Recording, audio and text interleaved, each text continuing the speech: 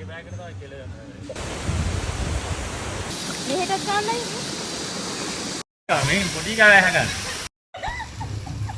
අන්න හරි.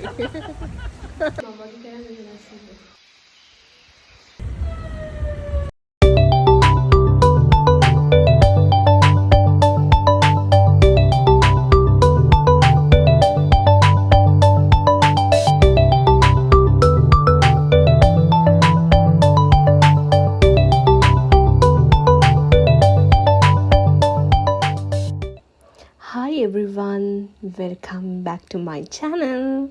ඉතින් ඔයාලට කොහොමද? ලැබුවා වූ සිංහල දෙමළ අලුත් අවුරුද්ද ඔයාලා හැමෝටම සුබ වෙන්න කියලා මම ප්‍රාර්ථනා කරනවා. මේ vlog එක මම ඇත්තටම ඔහේ ගත්ත clips වලින් edit කරපු vlog එකක්. මම දන්නේ නැහැ මේක බලන කෙනෙක්ට සමහර වෙලාවට හිතෙයි මේක පිරිවල මදි කියලා. මොකද මම තැනින් ගත්ත ක්ලිප්ස් එකතු කරලා තමයි මේක හදලා තියෙන්නේ. විශේෂයෙන්ම YouTube එකට ගත්ත ක්ලිප්ස් නෙමේ. මම Instagram එකටයි TikTok එකටයි ගත්ත පොඩි ක්ලිප්ස් එකතු කරලා හරි අමාරුවෙන් හදාගත්තේ මේ මුළු වීඩියෝ එකම. මොකද මගේ ෆෝන් එක පුරාම මේ ගිය ට්‍රිප් එකේ වීඩියෝස් ෆොටෝස් ඔක්කොම 100ක් ඊට වැඩි. අර කියනවට නෙමේ ඇත්තටම 100කට වැඩි. මට දැන් ඒ ඔක්කොම ඩිලීට් කරන්න ඕනේ. ඒ නිසා මම අපරාධනේ කියලා හිතලා තමයි මේ වීඩියෝ එක එඩිට් කරේ. ඒත් කමක් නෑ කියලා මට අන්තිමට හිතුණා ළමයි. මොකද දන්නවද? මම මේ වීඩියෝස් හදන්නේ කවදා හරි දවසක මට ආයෙ බලන්න. කවදා හරි නෙමේ. මම දැන් කලින් දාපු වීඩියෝසුත් මට පුළුවන් හැම වෙලාවකම මම බලනවා. බලලා ඒ මතක අවදි කරගන්නවා. ඉතින් මේ මතක විතරනේ අපිට ඉතුරු වෙන්නේ.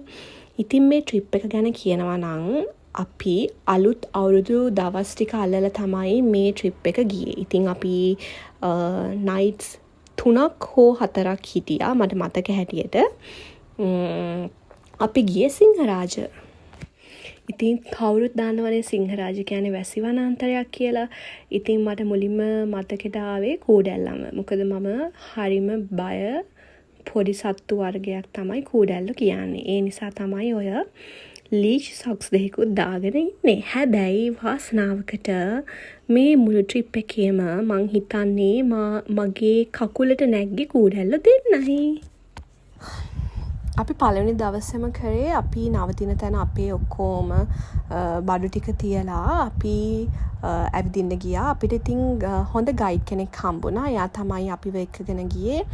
අපි ලස්සන දියඇලි 5ක් 6ක් දැක්ක.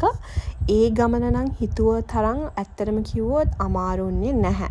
එකම බය තිබ්බේ කූඩැල්ලන්ගෙන්. හැබැයි කූඩැල්ලොත් දෙන්නෙක් තමයි මුළු ට්‍රිප් එකේම ඇත්තටම මේ මගේ කකුලේ එල්ලුනේ. ඒකට නම් මං මාර විදියට සතුටුයි. මොකද සමහර කෙනෙක් හිතයි කූඩැල්ලන්ට ඔච්චර බයයිද කියලා. ඔව් මං බයයි. ඉතින් මේ අපේ ට්‍රිප් එක ඇත්තටම ප්ලෑන් වෙලා තිබ්බේ චතාරික දවස් ටිකේ. කතෝලිකයි දන්නවනේ චතාරික කාලය කියන්නේ අපි ගොඩක් විනෝද ගමන් යන්නේ නැති, විනෝද වෙන්නේ නැති කාලයක් කියලා. හැබැයි ඉතින් මට ඒක ඇත්තටම කිව්වොත් හරි අමාරු වැඩක්. මොකද මම ගොඩාක් එහෙ මෙහෙ යන්න ආස ළමෙක්. ඒක ඉස්සර ඉඳන්ම එහෙමයි. මාව දන්න අය දන්නවා. මට අද කිව්වොත් අද රෑට කොහේ හරි යනවා ලෑස්ති වෙන්න කියලා මං එච්චර එක්සයිටඩ්. මං හරිම ආසයි හැම තැනම යන්න. කියන්නේ ට්‍රිප්ස් යන්න මාරම ආසයි. ඉතින් අපි එදා දවසේ අපි දියැල්ලකින් නාලා කොහොම හරි අපි ලන්ච් වලට අපි ආවා අපි ඉන්න තැනට. මං කිව්වනේ ළමයි මම මේ වීඩියෝස් අර YouTube එකට දාන්න කියලා ගත්ත ඒවා නෙමෙයි. ඒ නිසා මට හැම එකක්ම මම වීඩියෝ කරලා නැහැ. මම ඇත්තටම මේ අර පොඩි රීල්ස් වලට ගත්ත ක්ලිප්ස් අරගෙන තමයි ඇත්තටම පෝර්ට්‍රේට් අරගත්ත මේ ක්ලිප්ස් ටික තමයි මේ ලෑන්ඩ්ස්කේප් විදියට එඩිට් කරලා තියෙන්නේ. ඒ නිසා සමහර ඒවා හරියටම ක්වොලිටි එකට ඇවිල්ලත් නැහැ. ඉතින් මගේ එක්ස්පීරියන්ස් එක ගැන කියනවා නම් මේක මගේ ෆස්ට් ටයිම් සිංහරාජ ගිය මාරම ෂෝක්. මම මාරම ආසයි. විශේෂයෙන්ම කියන්න ඕනේ අපි මේ යන හැම ට්‍රිප් එකක්ම අර සාමාන්‍යයෙන් අපි අර රෙස්ට් කරන්න හොලිඩේ එකක් ගත කරන්න යනවා කියලා පැත්තකට වෙලා නිදියගෙන එහෙම රෙස්ට් කරන ට්‍රිප්ස් නෙමේ අපි යන්නේවා. අපි යන්නේවා ගොඩාක් ඇක්ටිවිටීස් තියෙනවා, ඒවා ඇඩ්වෙන්චරස් ඒවා. ඉතින් මම මාරම කැමතියි. ඉතින් මේ ට්‍රිප් එකේත් මගේ ආසම කොටස තමයි අපි හයික්ස් දෙකක් ගියා. ඉතින් සිංහරාජගේ එක පළවෙනි එක නම් හිතුවා වගේ එච්චර දුෂ්කර නැහැ. අනිත් එක මම ඉස්සරහට මම ක්ලිප්ස් දාලා තියෙනවා මම එතකොට කියන්නම්. දැන් මේ අපි ලෑස්ති වෙන්නේ අපේ අවුරුදු දවසේ ඒ කියන්නේ අප්‍රේල් 14 වෙනිදා උදේ අපේ බ්‍රෙක්ෆාස්ට් එකට යන්න. ඉතින් අපි කට්ටියම කතා වෙලා අපි මෙහෙම සරන් අඳිමු කියලා ප්ලෑන් කරලා තමයි ගියේ. ඉතින් අපිට ඒ ගිය තැනත් ලස්සන අවුරුදු මේසයක් තිබ්බා. ඉතින් අපි හැමෝම කැමතිනේ කිරිබත් කන්න. මමත් ෂේප් එකේ කිරිබත් ටිකක් කෑවා. අනිත් එක තමයි ළමයි මේ ට්‍රිප් එකේ මම දැක්ක දෙයක් තමයි මගේ හස්බන්ඩ් එයා අකමැති කෑම ඔක්කොම කෑවා. මං හිතන්නේ අර තැනේ හැටියට ඇනේ ගැහුවා වගේ වැඩක් තමයි උනේ. මොකද එයා කන්න නැති කෑම ගොඩාක් අපිට මේ ට්‍රිප් එකේ තිබ්බා. එයා කිරිබත්, මාළු, අනම් ಜಾති ගොඩාක් කන්නේ නැහැ. ඉතින් මට හරිම සතුටුයි. එයා කොහොම හරි ඒවා ඉවසගෙන කාපු එක ගැන. කෑමෙන් පස්සේ වීඩියෝස් ෆොටෝස් ඔක්කොම අරගෙන අපි ඊට පස්සේ ආවේ අපි දෙවනි දවස් දෙක තුන දවස් දෙකම ඉන්න තැනට. ඒක ලස්සන කොටේජස් 3ක් තිබ්බා. මේ අපි දැන් මේ ඉන්නේ ලස්සන කියන්නේ ඒ වෝටර්ෆෝල් එකකින් එන වතුර ඔක්කොම මෙතෙන්ට තමයි එන්නේ. අපේ කොටේජ් එක ඉස්සරහා තමයි මේක තිබ්බේ. වතුර මාරම සීතයි. මට දැන් මේක වොයිස් කරද්දිත් ඒ ෆීලින් එක එනවා. මාරම ලස්සනයි. අර අපි සාමාන්‍යයෙන් ලංකාව ඇතුළේ එක හොටෙල්ස් වලට ගිහිල්ලා අර ඩේ අවුට් අර one night spend කරනවට වැඩි එහා ගිය එකක් ළමයි මේ එක්ස්පීරියන්ස් එක. අපි ගොඩාක් වෙලාවට මේ කට්ටිය යන්න ආස කැලෑවල් වලට ඒ අර මන් දන්නේ නැහැ ඒ එක්ස්පීරියන්ස් එක කියන්න තේරෙන්නේ නැහැ මට. මෙතෙන්ට වෙලා ඉදී අපිට නිකම්ම ෆිෂ් තෙරපිත් හම්බුණා. හැබැයි අර ට්‍රිප් එක අර අපි හැම වෙලේම මේ එක ඒවා කර හිටියේ නැහැ. අපිට ඉතින් හැම වෙලේම රෙස්ට් එක හම්බෙනවා, අපි කනවා, ආයෙනවා, නානවා, ඔහොම තමයි. හැබැයි මුළු ට්‍රිප් එක පුරාවටම මං ආසම එක තමයි අපි ගිය හයික්ස් දෙක.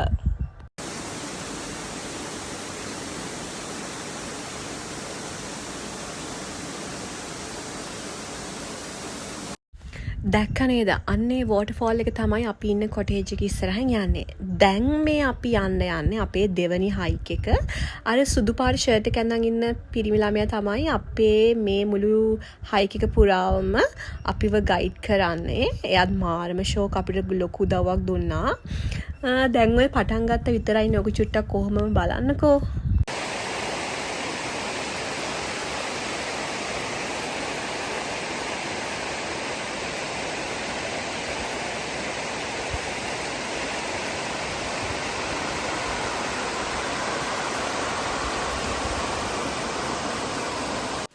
දැන් මේ දෙවනි හයික් එක. හරිද?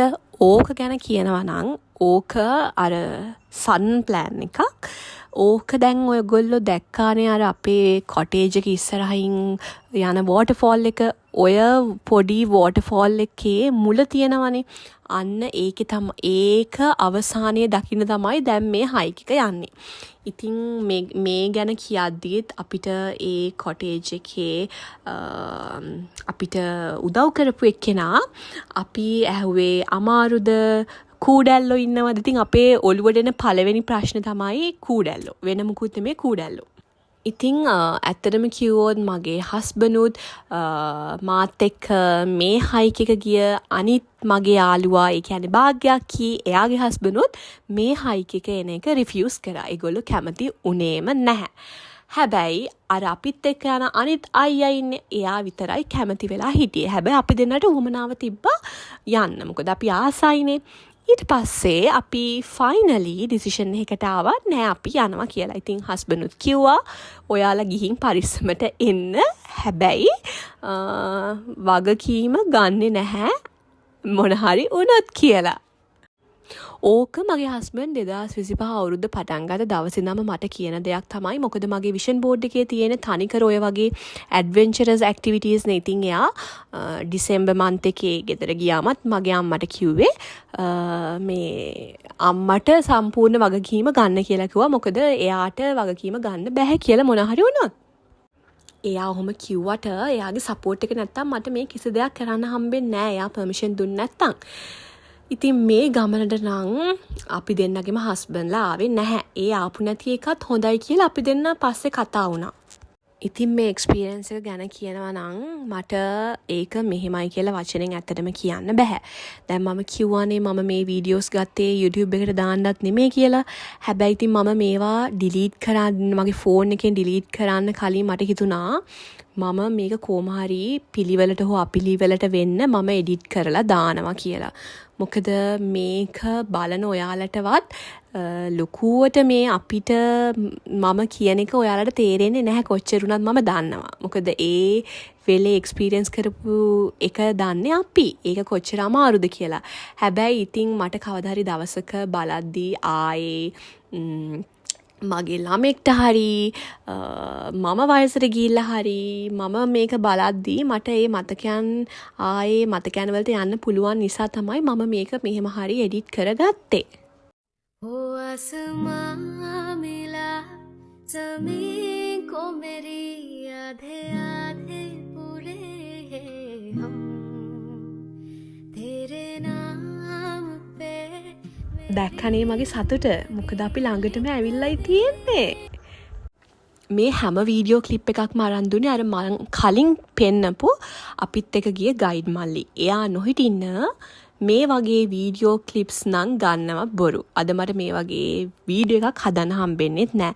මොකද මම ෆෝන් එක අරන් ගියාට මට වීඩියෝ කර කර මේ ගමන යන්න හරිම අමාරු වුණා. ඉතින් මම දැන් ඔයාලට කියන්නම් ඇයි මම මෙච්චර මේ ගමන අමාරුයි කියන්නේ කියලා. දැන් මම මුලින් කිව්වනේ මේ ට්‍රිප් එකේ මගේ මුළු ප්‍රශ්නෙම තිබ්බේ කූඩැල්ලෝ එක්ක කියලා. හැබැයි මේ දෙවනි හයික් එක ඒ කියන්නේ දැන් මේගොල්ලෝ වීඩියෝ ක්ලිප් එකේ දකින අපි මේ ගිය හයික් එකේදී අවසානයේදී කූඩැල්ලෝ අපිව කෑවද අපේ ඇඟේ නැග්ගද කියන්නවත් හිතන්න තරම් අපිට වෙලාවක් නෑ ළමයි. එච්චරටම අමාරුයි අපිට යද්දී 180ක් අමාරුයි. එද්දී 110ක් අමාරුයි. අපි මේ ගමන පටන් ගත්තේ 12 මාර අපි අපේ ලන්ච් එකෙන් පස්සේ ඉවර කරාදී 5යි හවස. ඉතින් හිතන්න ගොඩාක් කරවල වෙලා අනිකේ දිවැස්ස අපිට ඔප්ෂන් එකක් තිබ්බා කැලෑවෙන් යන්න. හැබැයි ඉතින් කූඩැල්ල ප්‍රශ්න තියෙනවා. ඒ නිසා අපි කැලෑවෙන් යන්න කැමති වුණේ නැහැ. ඉතින් අපි කොහොම හරි අර පාසි බැඳිච්ච ගල් උඩ නැගලා අපිට සමහර ගල් මාරම උසයි. ඉතින් ඒ මල්ලි අපිට උදව් කරා නගින්න. කොහොම හරි නැගලා අවසානයේ ගියා ළමයි.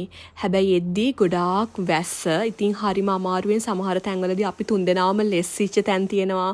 අපි හිතුවා අපිට ඔළුව වැදිලා ඔළුව පැලෙයි කියලා. කොහොම හරි අවසානයේදී අපි ආවා.